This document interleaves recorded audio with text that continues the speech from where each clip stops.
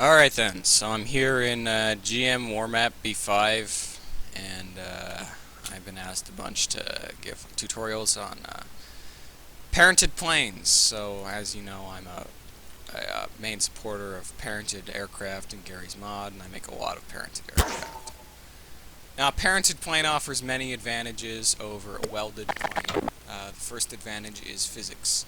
Welded planes tend to have issues with physics because the props all have physics on them, and therefore have issues with spazzing. Welded planes also have a glass ceiling because the amount of aerodynamic drag causes stressing on their airframe and therefore makes them less and less precise, since welds are only of a limited strength because they're programmed in a not extremely intelligent way in this engine. So here's a parented plane. All the moving surfaces are holograms from Expression 2. Everything here is parented, and the only real prop is this. So I have a prop that the aircraft is aligned across the positive x-axis of the prop, and you can see it's all sorts of stuff in here, blah blah blah. Yeah, but essentially what I have is a prop here, no grav, of a certain weight. You can do it with gravity. And all these things are parented to it using the multi-parent tool. So if you don't know what parenting is essentially the best constraint that you can use. However, it removes physics from props. Essentially what happens when I use this multi-parent tool is I've caused the visual mesh of this prop to stick to this prop. Now, you see that is the physics mesh of this prop sitting on the ground. The physics mesh sits there and goes to sleep, whereas the visual mesh, flies around. So the actual prop for this is just sort of sitting somewhere. That's why this can clip through the ground and do all sorts of crazy things that don't make any sense. So parented aircraft don't have any physics, so you can't use the fin tool on them and all that. So you have to get creative, and that's just what I did. Now this is a modified version of one of my older plane chips, the P6 plane chip.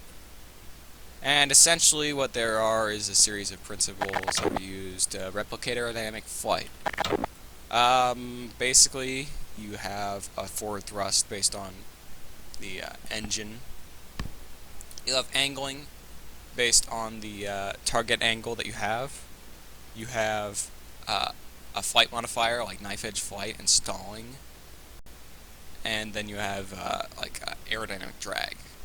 So those are the four things. So the thrust is pretty simple to describe. You have an engine that pushes you forward. Blah, blah, blah, blah, blah, blah. Very simple. The angle part is also easy to describe.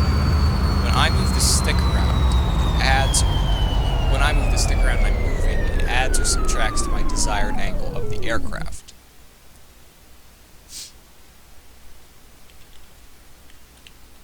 Well, it applies a very small force and sets the current angle of the aircraft to my desired angle. Which means if I turn the aircraft, it will always stay at that angle. Let me demonstrate. So you can't do this anymore. You can sit at this angle forever, essentially. It doesn't really shit. Also,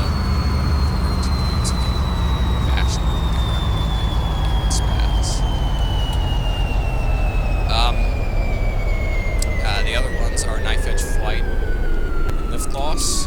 This is essentially when you turn the aircraft, it will slide downwards through the air because the wings are getting less lift because the cross-sectional area against the air is less. Essentially, it's sort of hard to describe. Hold like a piece of paper, and if you try and push it flat ways first through the air, it won't want to do that. If you push it thin ways first through the air, it'll want to slide very easily. So this is something a lot of people forget, and it replicates real flight very well because you do this sliding through the air. It makes precise altitude control very easy. And the last thing is aerodynamic drag. and stalling, which means essentially if I'm moving like this through the air, it will stop me from doing that, and I'll just sort of go upwards. Case in point, I'll just brake here real quick. So you can see I don't go sliding through the air. This is because I'm pushing against the air. So these are all very, very simple concepts.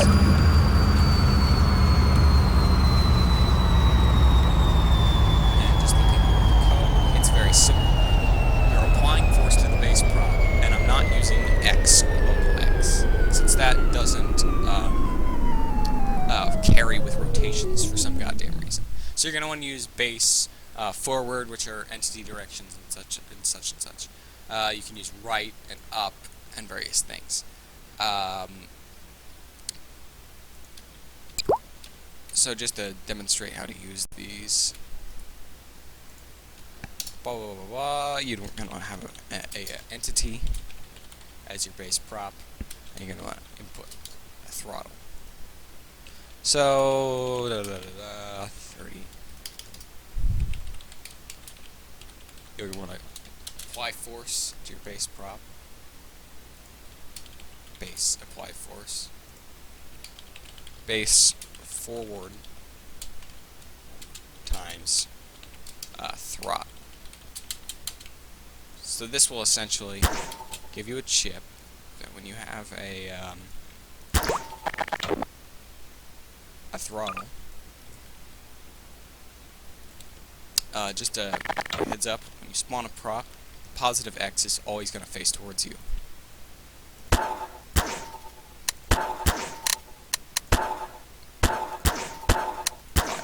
Alright. So, when you input a throttle, it will apply force on the base entity based on how much throttle there is. And if you turn the base entity, it will always go forwards. Some problems with just using local X and Y is that it doesn't want to do that all the time. And you can see it fucks up royally. Alright, so let's go over some more functions. You know, you can do the angles. Knife edge flight is pretty easy. So you can go base apply force, base right times base angles,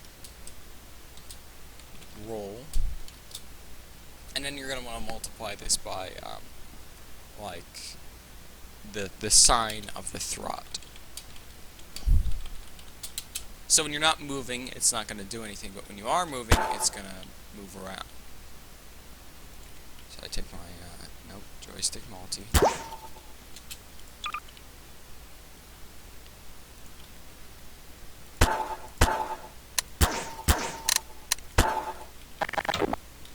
Oops. Here, screw this thing. Alright, turn off the joystick for now. Yep. This will all be removed in the post. You know, the Saturday evening post, but, physical properties, yes. And then let's just use the debugger tool. Look at my throttle. So, here I have my quote-unquote aircraft. When it moves to the side, it slides horizontally. Now this doesn't make a lot of sense, just looking at like a propane tank.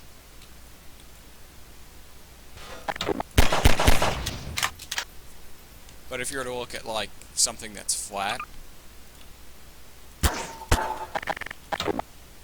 like a pallet that's shaped more like a wing, let's do a very low throttle.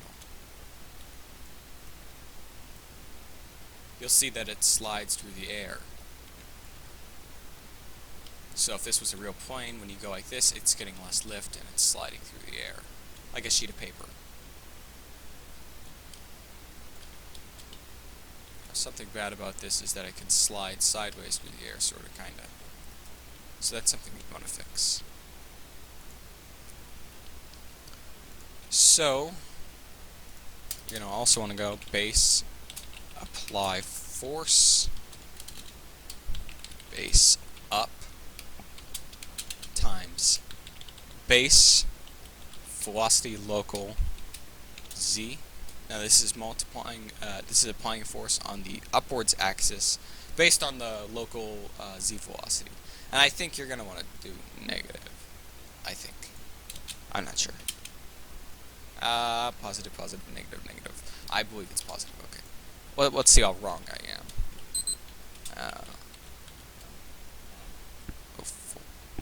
Alright, so you're always going to want to multiply this by the sine of the throttle. And I believe this is in the correct axis.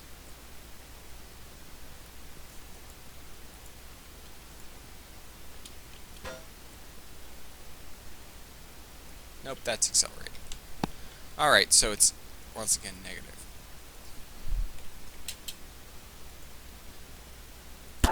Alright, so now you have your semi-functional plane ship. So now when you push it upwards and downwards, it slows it down. And you might also want to go, if you're smart, times base mass. And what that'll do is make sure that no matter how heavy the prop is, it always stops. Oops, throttle was not on.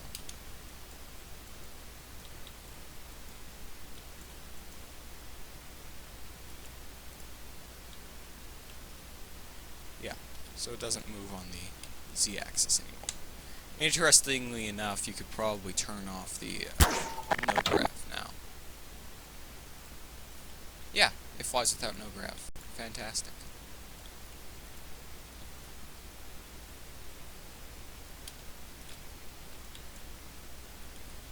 So, that is a very basic plane ship idea. Is that using these simple concepts you can create something that flies like a real wing.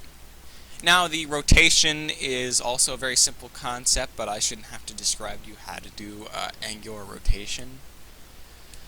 If you need that, blah blah blah, you can say targ angle, blah blah blah. This is a chore. Base apply angle force. This is basically the concept between every expression tutor it. Base angles minus targ. Oops. And you're gonna want to do that, and then minus base angle velocity.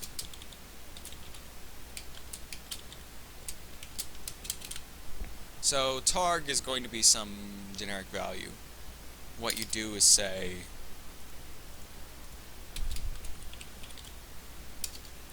controls. So you'd say if controls is greater than 0,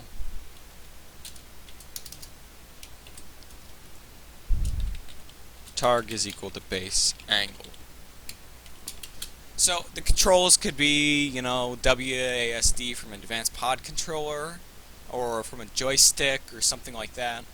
All your controls would go into this, and essentially when your controls are moving, you're setting your target angle to your current angle. And I could say base.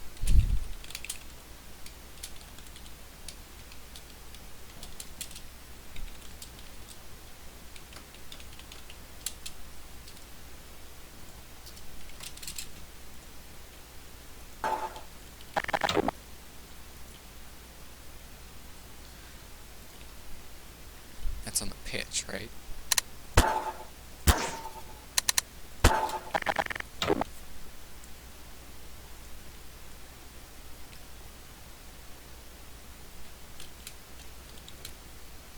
So you saw it rotated, right? So it's rotating, and it's staying at that angle. So whatever controls you happen to use, you can set them using that.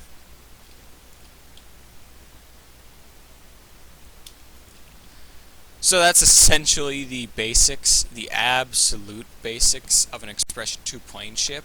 All of this can be um, expanded on some more. And if you don't know what entities are in the coding, if you don't know how to use the whatchamacallits with the colons, if you don't know, the difference between data types or how apply force works, please don't ask me. I'm doing this for people who know expression 2. And please don't ask me to teach you expression 2 unless you know a programming language already. So I guess that sort of kind of concludes this tutorial type thing, or just overview of how plane ships work.